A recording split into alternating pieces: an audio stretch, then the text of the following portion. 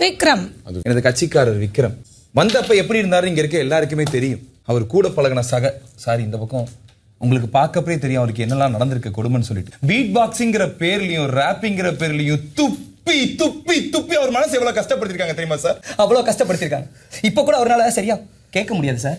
அவருக்கு என்ன தோணாலுமே உள்ள இருந்து எதை பார்த்தாலுமே பீட் பாக்ஸிங் பண்ற மாதிரி ஒரு பிம்பத்தை உருவாக்கி இருக்காங்க.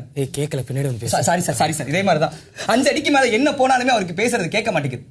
ஒரு நாள் பிக் பாஸ் விக்ரம் நீங்க வாங்கன்னு கூப்பிட்டாரு. அவர் போகல. அது கூப்பிட்டு அவர் அந்த அடி அடிச்சாரு சார். காரணம் அவர் கிடையாது. அவருக்கு ஏற்பட்ட மன உளைச்சல். அது காரணம் எதிர்க்கட்சி தான் சார்.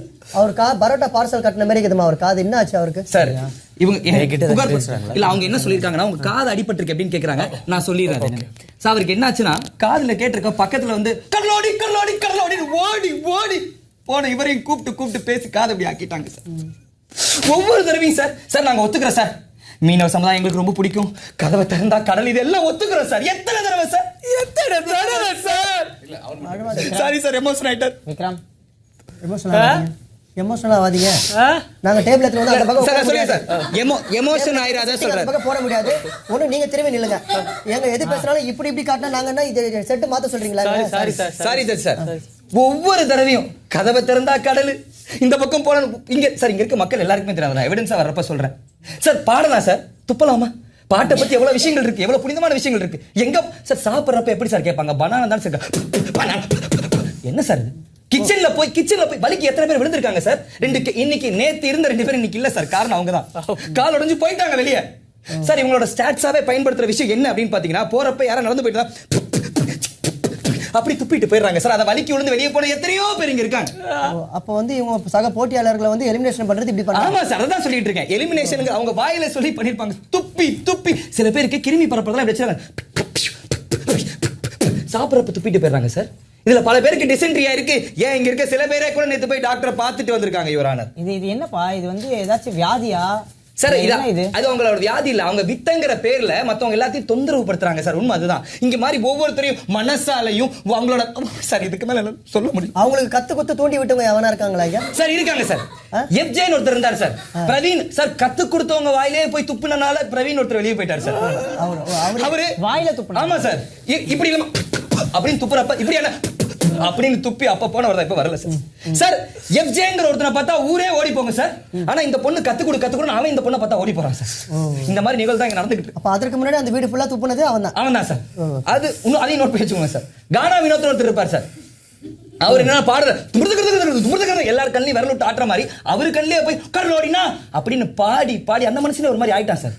கொஞ்ச நாள்ல எனக்கு ஒரு மாதிரி வேணும்னு சொல்லிட்டு 2 தடவை கன்ஃபெஷன் போய் தலையில அடிபட்டுருக்குன்னு சொல்லிட்டு வந்தாங்க சார். அங்க doctor sir lawyer Sabarinathan sir, உங்க கட்சிக்காரர் பேசணும்னா அதுக்கு முன்னாடி சத்திய பிரமாணம் எடுக்கணும். சாரி சார் அவர் காது அடிபட்டனால கேட்கல. சத்திய பிரமாணம் எடுத்துட்டு தான் பேசணுமா? காது கேட்கும் நார்மலா பேசாதீங்க. ஃபர்ஸ்ட் ஓபனிங் ஆர்குமென்ட் முடிச்சிருங்க. இதான் எங்களோட ஓபனிங் ஸ்டேட்மெண்ட். அவரை பத்தி நான் ஒரு சில வார்த்தைகள் கேட்க நினைக்கிறேன். சத்திய பிரமாணம் எடுத்துக்கோங்க ப்ளீஸ். குபாக்ஸ் தான் நிறைய பேசுறாரு. கை நீட்டுங்க. நான் சொல்வதெல்லாம் உண்மை. இந்த பக்கம் சொல்றீங்களா? நான் சொல்வதெல்லாம் உண்மை. நான் சொல்வதெல்லாம் உண்மை. உண்மை தவிர வேற எதுவும் இல்லை. நம்ம இந்த கேஸ்ல மட்டும் கொஞ்சம் டிஃபரெண்டா போவோம். நீங்க இந்த சைடு வந்து நின்றுங்களேன். ஏன் உங்களுக்கு இந்த சைடு கேட்க மாட்டேங்குது. பேசினா ஒரு மாதிரி இருக்கு. நீங்க இந்த சைடு வந்துருங்க. ரொம்ப யோசிச்சிருப்போம் ஏதாச்சும் பண்ணலாம்னு இருந்தோம். சரி ஓகே நீங்க அப்படியா? சரி ஓகே. சரிமா நீ வாங்கம்மா. நீ வர ஜோசியம் பாருமா. சொல்லுமா. நான் சொல்வதெல்லாம் உண்மை. எனக்கு இது கேக்குங்க. நான் சொல்வதெல்லாம் உண்மை. உண்மை தவிர வேற எதுவும் இல்லை. உண்மை தவிர வேற எதுவுமே இல்லை. நன்றி. சத்தியம் வாங்கம்மா. நன்றிலாம் சொல்ல வேணாப்பா. நன்றிலாம் சொல்லாத போறோம். நன்றி சொல்லாதனால இங்க பல கேஸ் வேற மாதிரி மாறி இருக்கு சார். சார் கேட்டா தானே பேசணும். உங்களுக்கு நடந்த விஷயங்களை பத்தி நீங்க சொல்லுங்க. என்ன ஆச்சு இந்த காதுக்கு? என்ன சார் எனக்கும் ஆசை தான் கலையெல்லாம் என்கரேஜ் பண்ணணும். கலை என்கரேஜ் பண்ண முடியாது. பண்ண முடியாது. கஷ்டம் தான். ஆனா அப்படி போயிட்டனால என்னால அவருக்கு என்கரேஜ் பண்ண முடியல. கலையோட ஒரு குட்டி வருஷனா நான் சுபிக்ஷாவை பார்த்தேன். ஓகே அவளுக்கு கலையா குட்டியா தானே பாருப்பான். அதோட இவங்க குட்டியா என்ன சொன்னீங்க? கலை விட்டு போயிட்டான். ஸோ இவங்க கிட்ட இருக்க டேலண்ட்டு நான் எப்படியாச்சும் என்கரேஜ் பண்ணணும். தள்ளி நில்லுப்பா. இவங்க கிட்ட இருக்க டேலண்ட்டை எப்படியாச்சும் என்கரேஜ் பண்ணணும்னு நினைச்சுதான் நான் ஸ்டார்டிங்ல அவங்க எவ்வளோ கேவலமா விக்ரம் சார் கூப்பிடுறாரு. கேஸ் நாங்க எடுக்கிறோம். நாங்க கேஸ் நாங்க தான் கேஸ் அதான் சார் ஸ்டார்டிங்ல அவங்களை என்கரேஜ் பண்ணலாம். அதனால அவங்க எவ்வளோ கேவலமாக பாடினாலும் நல்லா இருக்கு நானும் மண்டையை ஆட்டிகிட்டே இருந்தேன் சார். சரி சொன்னா போயிடுவான்னு நினச்சேன் சார். இவன் மட்டும்தான் நல்லா இருக்குன்னு சொல்கிறான்னு என் முன்னாடியே வந்து மூஞ்சிக்கிட்டே பாடின்னு இருப்பாங்க சார். நானும் sir A R Rahman sir Sona Pariya இவ்வளோ தடவை கேட்டிருக்க மாட்டாங்க சார். இப்போ பாருங்களேன் சோனா பரியா பாருங்க சார் எல்லாருக்கும் படம் ஆயிடுச்சு சார். அதை பாடல எல்லாரும் பாடுறாங்க சார். அது மட்டும் இல்ல சார், இன்னும் கொஞ்ச நேரம் எதுக்கு இருக்கேன்னு கேக்குறேன். இந்த ஒரு பாட்டே தான் பாட போறீனா எதுக்கு இருக்க என்னால தாங்க முடியல சார். சரி அதுக்கப்புறமா சொந்தமா நான் பாட்டு எழுத போறேன் அப்படின்னா அபாடி ஏஆர் ரஹ்மானும் தப்பிச்சாரு நாங்களும் தப்பிச்சோன்னு நினைச்சா ஏழை ஏழை வாழ நான் வந்தேன் கடலை ஆளன்னு ஒரு தடவை சொன்னான். ஐயா நல்லா இருக்கே ஹுக்கு நல்லா இருக்கேன்னு தெரியாதனமா சொல்லிட்டேன் சார். அந்த ஹுக்க ஒரு கொக்கியா என் மேல போட்டு 200 தடவை 1 ஹவருக்கு ஏழை ஏழை வாழ நான் வந்தேன் கடலை ஆள ஏழை ஏழை வாழ நான் வந்தேன் கடலை ஆள ஏழை ஏழை வாழ நான் வந்தேன் கடலை ஆளனா சார் கடலை ஆழத்துக்கே நான் போயிடலாம். விக்ரம் ஐயோ விக்ரம் இப்போ உங்க கூட வந்திருக்கவங்க எல்லாரும் அவங்க ஃபேமிலி மெம்பர்ஸா? இல்ல சார் எல்லாருமே பாதிக்கப்பட்ட மக்கள். இங்க அதிகமா பாதிக்கப்பட்டவன் தான் நான் அவங்களோட ரெப்ரசன்டேட்டிவா தான் நான் இங்க நின்றுருக்கேன். இருக்கடா இல்லையா? அத பாருங்க சார் எல்லாம் அப்படியே ஒரு அவங்க ரொம்ப ஃபேமஸான சிங்கரா? யாரு அவங்க இப்போ சரி சுபிக்ஷா அவங்க ஃபேமஸான சிங்கர். அப்போ எப்படி அவங்க பாட்டு இவங்க எல்லாருக்கும் தெரிஞ்சிருக்கு? எல்லாரும் காதுலயும் போய் பாடிக்கிட்டே இருந்தா சார். இப்பயும் சொல்றோம், அவங்க பாடுறது தப்பு சொல்ல சார். நல்லா இருக்குன்னு சொன்னதுக்கு அப்புறம் நீங்க என்ன பண்ணுவீங்க? நல்லா இருக்குன்னு விட்டுறலாம்ல சார். வேலை வேலை வேலை வேலை வேலை என்ன சார் வளவளன்னு வளர்க்குறாங்க. ஆமா சார் வளர்த்துக்கிட்டே போறாங்க. அவங்க டேலண்ட்டை வளர்க்கட்டும் சார். எனக்கு ஒன்றும் பிரச்சனை இல்லை.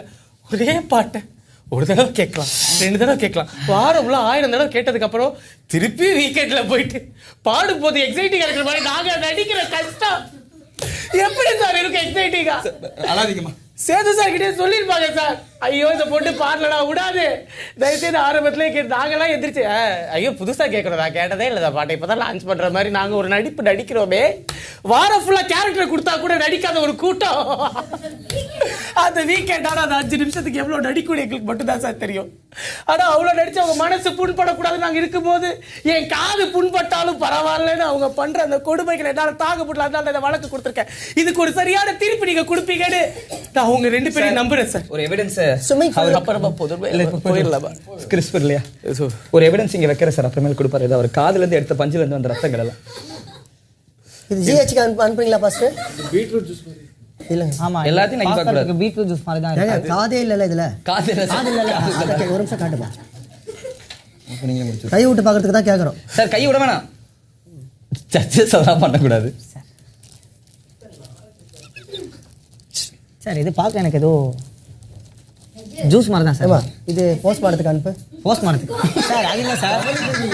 சார் ஆமா சார் அதை கொடுமா காட்டுமா இருப்பா சார். பிளட் டெஸ்ட் கண்டுக்கணும் சார். ஃபர்ஸ்ட் அவரது தானான்னு பார்க்கணும் sir. DNA test blood test தான் ஏதோ ஒன்று அனுப்புப்பா. அந்த ரத்தத்தை பிளட் டெஸ்ட்டுக்கு அனுப்புப்பா. இல்ல இது ரத்தம் இல்ல. ரத்தம் இல்லையா? நீ குமாஸ்தாவே இல்லாத வை அங்க. நல்லா இருக்கா? அவ்வளவுதானாப்பா? அவ்வளவுதானான்னு கேக்குறாரு. அவ்வளவுதானா கேக்குது இல்ல? அவ்வளவுதான்.